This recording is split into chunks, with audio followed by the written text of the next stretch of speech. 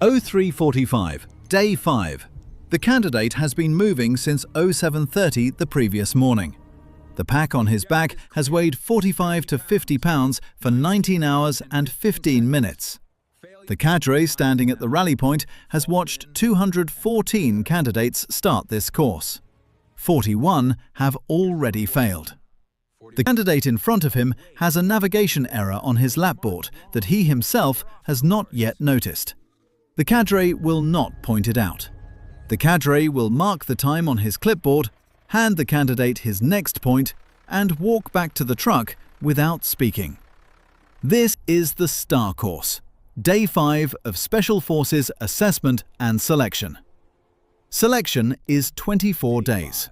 Roughly 300 candidates start a typical SFAS class at the Special Warfare Center at Fort Bragg, North Carolina. Between 50 and 70% will not finish. The percentages vary by class and the year. The mechanism does not. I want to walk you through this 24-day course at 4 specific points: Day 1, Day 5, Day 18, Day 24. Each of these days is the place where the selection is designed to break a specific psychological pattern. Each of these days is the place where most of the people who quit on that day did not know at 0600 that they were going to quit by 1800. 0500. Day 1. You have been in formation in the dark on the parade field at Camp McCall. The first event is briefed at 0530.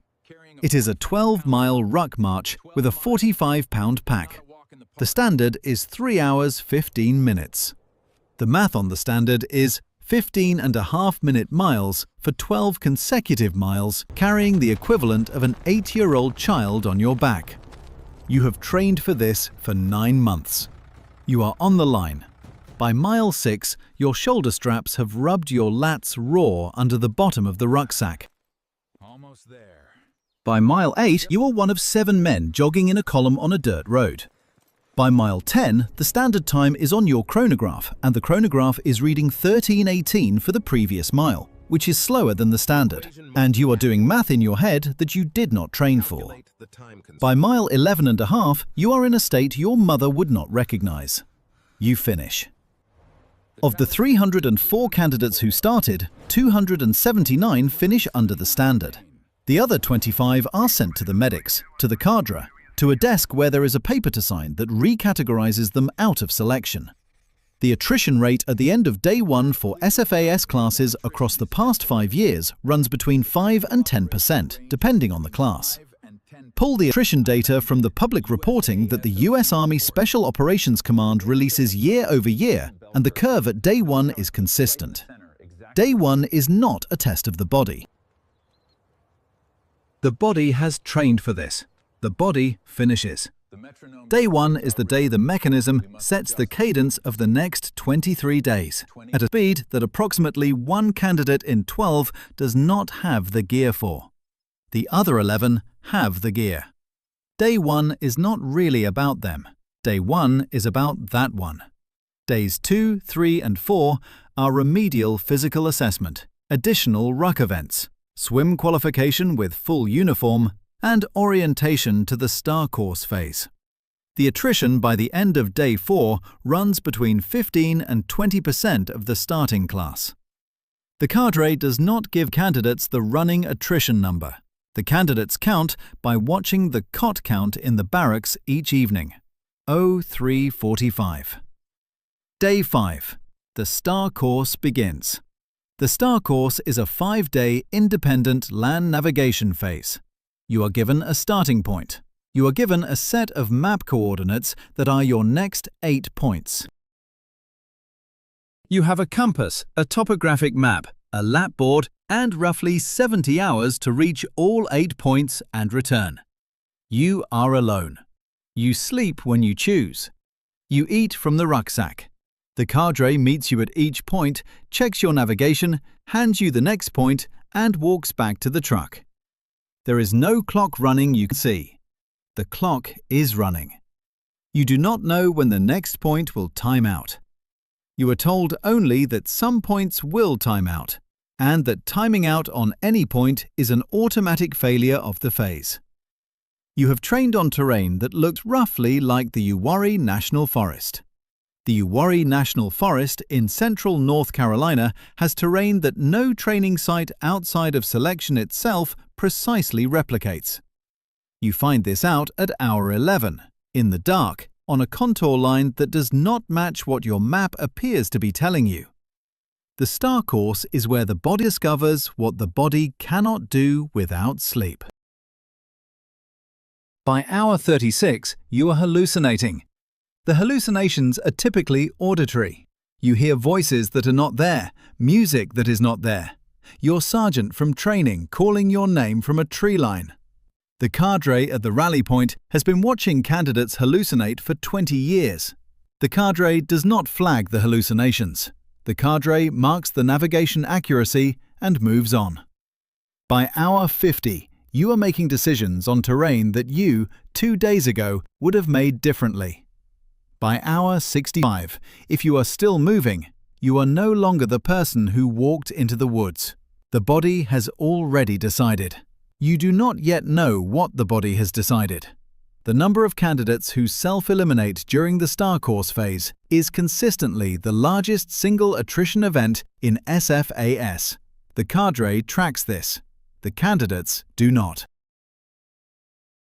The cadre marks the candidate who finishes the star course with a different color of pen than the candidate who self-eliminates. You cannot see the difference in the cadre's notebook.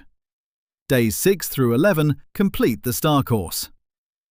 Days 12 and 13 are recovery, in processing for the next phase, peer reviews, where candidates are asked to rank one another, and individual interviews with the cadre that the candidates themselves cannot rehearse for.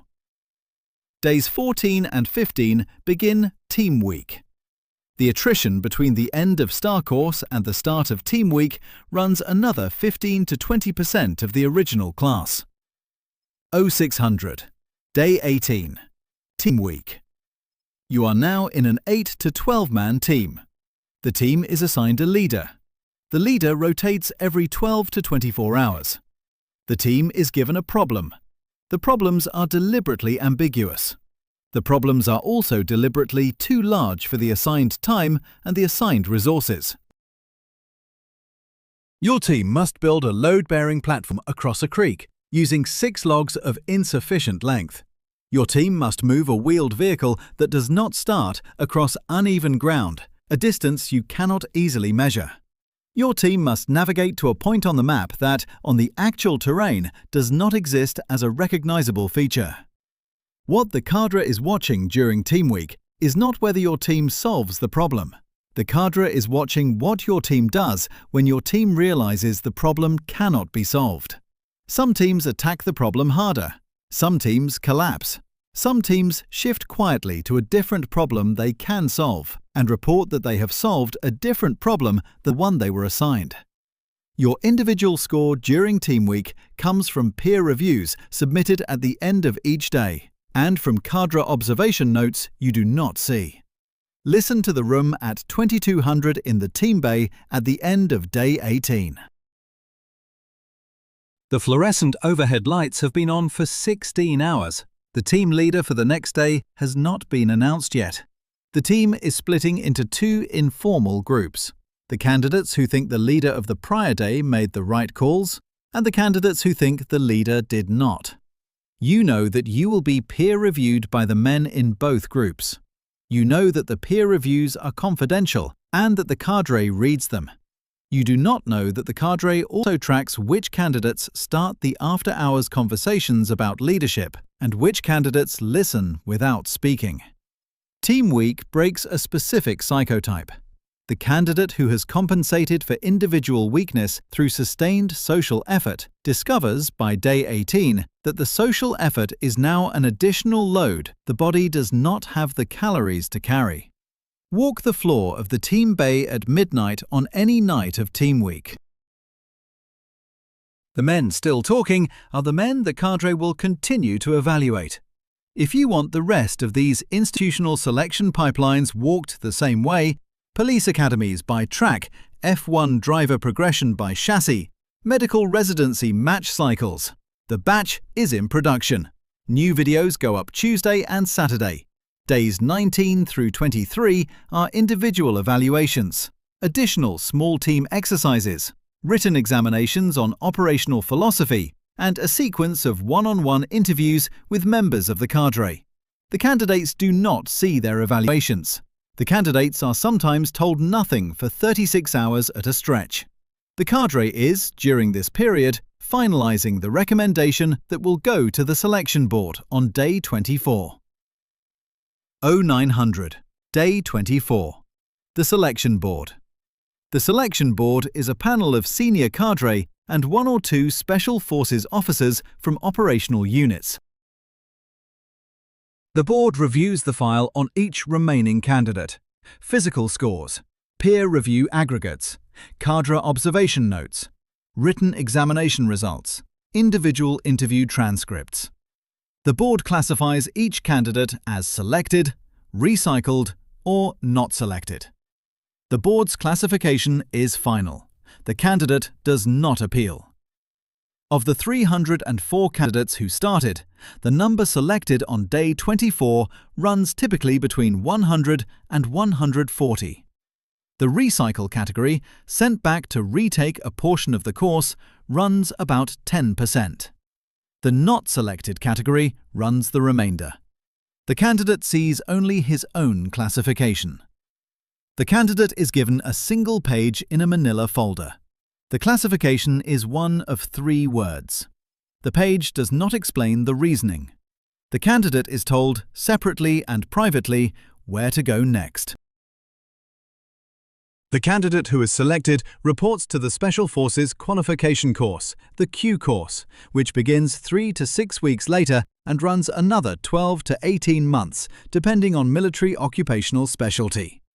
The candidate who is not selected returns to his original unit. The candidate's original unit is informed of the selection result, but not of the reasoning. The candidate's career in the conventional army continues.